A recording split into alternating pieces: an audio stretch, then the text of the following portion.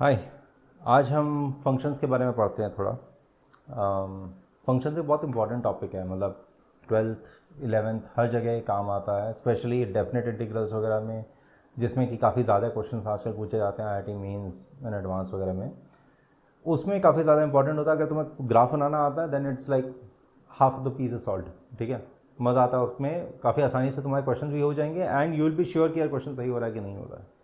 So from the perspective of कि इसकी importance क्या है, ऑलमोस्ट 11 12 के सारी चीज़ें इससे लिंक्ड हैं। All you are trying to do in maths physics is try to understand some functions and you are trying to see कि उसका बिहेवियर कैसा है, व्हेन टाइम चेंज कर रहा है या पोजीशन चेंज करी तो उसका बिहेवियर कैसा चल रहा है।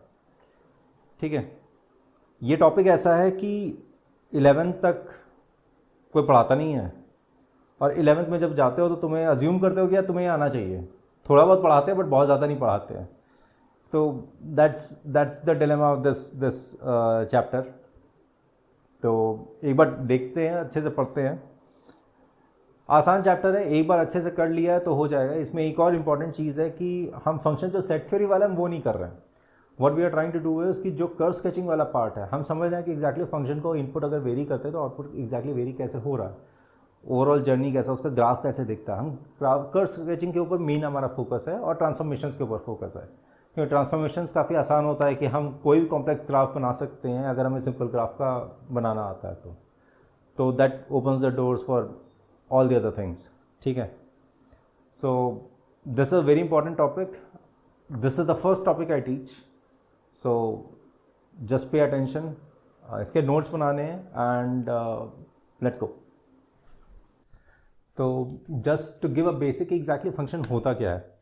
तो जब भी हम फंक्शंस को समझते हैं वी शुड नोट कि यार एक फंक्शन है समथिंग लाइक अ बॉक्स, या एक मशीन टाइप का है जिसमें कि फंक्शन का नाम f है। यहाँ पे एक कुछ इनपुट है x, अगर कुछ इनपुट डालेंगे उस मशीन में तो कुछ आउटपुट आ जाएगा Y.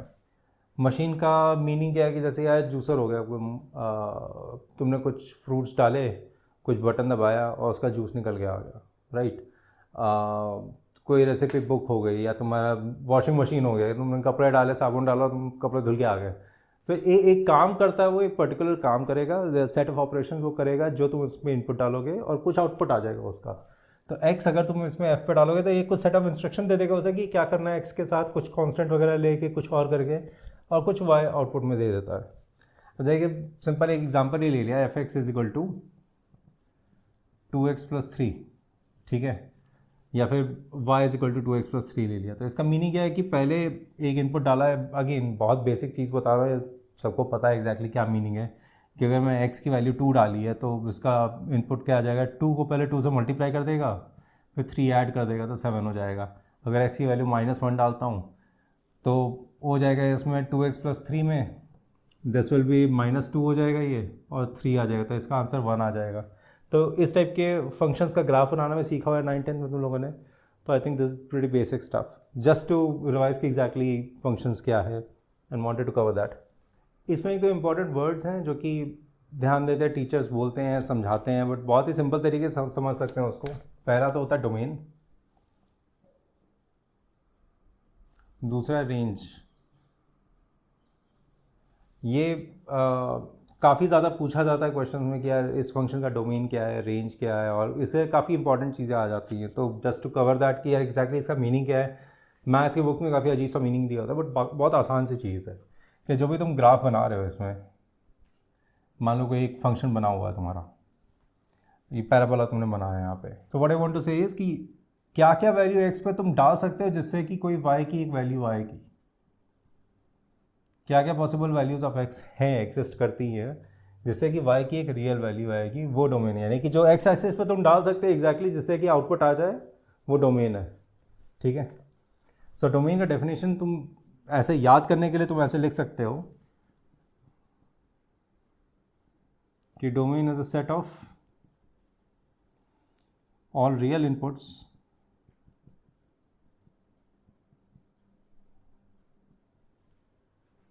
for which we can get a real output.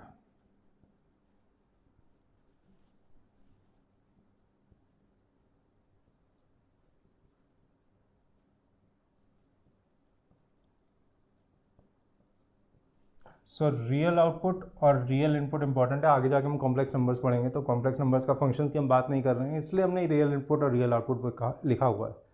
हम रियल एक्सेस पे ही चल रहे हैं, सब रियल नंबर्स हैं यहाँ पे, ठीक है।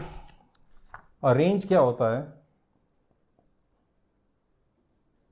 रेंज का मीनिंग होता है कि क्या क्या वैल्यू आई है एक्स की, सॉरी वाई की क्या क्या वैल्यू आई है, मतलब फंक्शन का आउटपुट क्या आया है। तुमने एक्स की वैल्यू ये डाली तो यहाँ पे वैल्यू आई, या ये डाला यहाँ पे ये वाली वैल्यू आ गई, ये डाला ये वैल्यू आई, ये डाला ये वैल्यू आई। बट तुम देखो ये पैराबोला है तो इससे नीचे कहीं नहीं जा रहा है, इस लाइन के नीचे कभी भी नहीं जा रहा है, ठीक है। तो ये जो है ये इसकी रेंज में नहीं है, ये इसकी रेंज है, जो ऊपर वाली वाई एक्सेस है वो उसकी रेंज हो गई। इस पर्टिकुलर एग्जांपल की अगर मैं बात करूँ तो वैसा है।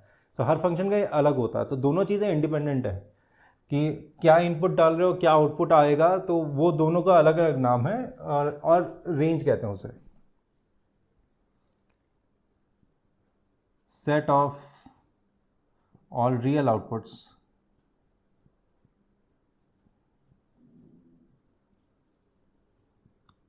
From the real inputs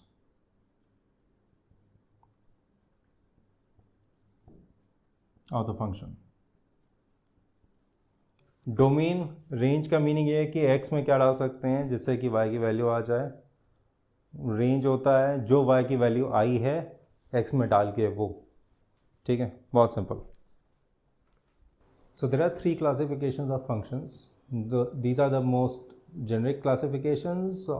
Most of the functions are a mix of these 3. So these are either odd functions, even functions or periodic functions. So we'll just see exactly कि क्या होते हैं तीनों। So general classification में पहला होता है एक odd function,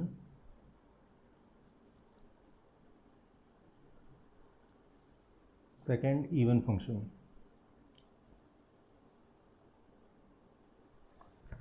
okay, starting with odd function and even function we'll discuss both together, so इससे better clarity आती है। even function का meaning क्या होता है कि जैसे कि हमने cos x का ग्राफ बनाया जो कि आगे हम सीखेंगे भी। cos x का ग्राफ कुछ ऐसा होता है ऑरिजिन के अबाउट, तो व्हाट इट मीन्स इज कि अगर आप यहाँ से x यूनिट अगर आप आगे चले हो तो जो वैल्यू आएगी, अगर मान लो ये y वैल्यू आती है तो अगर आप x यूनिट इधर इस साइड में जाओगे तब भी वही y यूनिट वैल्यू आएगी आपकी, ठीक है। सो लेफ्ट और राइट के अबाउट सिमेट्रिक है, it's very simple. Odd function is exactly opposite of this. So sine function जो होता है that is a odd function. Sine function कैसा होता है, कुछ ऐसे जाता है। What exactly it means is अगर आप x यूनिट इधर आए हो तो जो y की वैल्यू जो आई है वो अगर आप x यूनिट ऑपोजिट साइड में जाओगे तो माइनस y वैल्यू आएगी, ठीक है। सो इसे मैथमेटिकली लिखते कैसे हैं, इसे लिखते हैं f ऑफ माइनस एक्स। अगर आप नेगेटिव डायरेक्शन में जा रहे हो, माइनस एक्स अगर आपका इनपुट है so that is same as minus of f x. F x की जो वैल्यू उसका नेगेटिव आएगा उसकी वैल्यू, ठीक है। इवन फंक्शन को लिखते हैं f of minus x is equal to f of x, ठीक है। I think this should be clear exactly. Sine function आता है ऑड फंक्शन, एक्स क्यूब आएगा ऑड फंक्शन। एक्स क्यूब का ग्राफ जैसे हमने पहले डिस्कस नहीं किया है, आई थिंक किया है पहले। एक्स क्यूब का ग्राफ कैसे बनेगा, समथिंग लाइक दिस बनेगा। सो यहाँ से अगर आप 3 यूनिट्स इधर जा रहे हो तो अगर ये this is y is equal to x cube है तो एक्स क्यूब विल बी 27। अगर 3 यूनिट इस साइड गए हो तो x cube this is at 3 and this is at minus 3 will be minus 27. Why? Because it is like minus 3 ka cube, minus minus minus gets minus outside and then 27. So this is plus 27, this is minus 27, opposite of each other. Now coming to periodic functions. Periodic functions are functions that repeat after a certain amount of time or certain amount of distance or time, whichever it depends on. So the third is periodic function. सो जैसे sine x का graph अगर हम full बनाते हैं, sine x का graph अगर सही से बन रहा है सो ऐसे ऑसिलेट करता रहता है, ये पीछे भी जाता है वैसे ही ऑसिलेट कर रहा है, आगे भी जाकर ऑसिलेट कर रहा है। सो इसमें जो है जैसे का अगर आगे और बढ़ाते हैं so this is 2 pi and this is 4 पाई।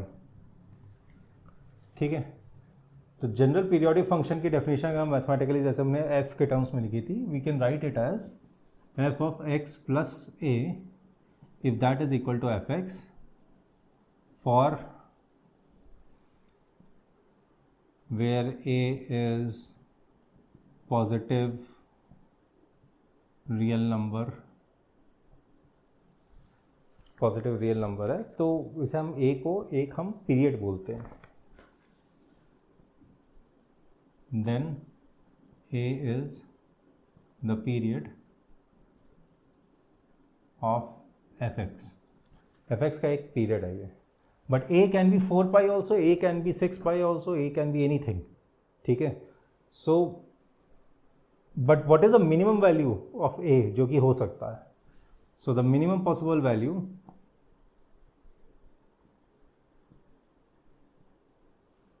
जो कि ऑब्वियसली जो कि पॉजिटिव वैल्यू है, that is positive value of a is called fundamental period.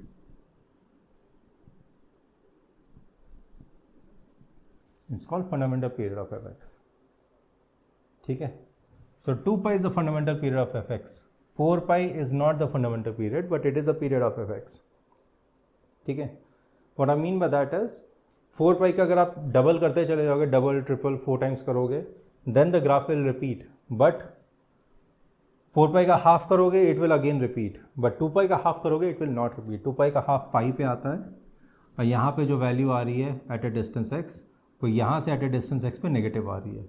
ठीक है, so it is not symmetric about this point pi, so the function is not repeating itself over here.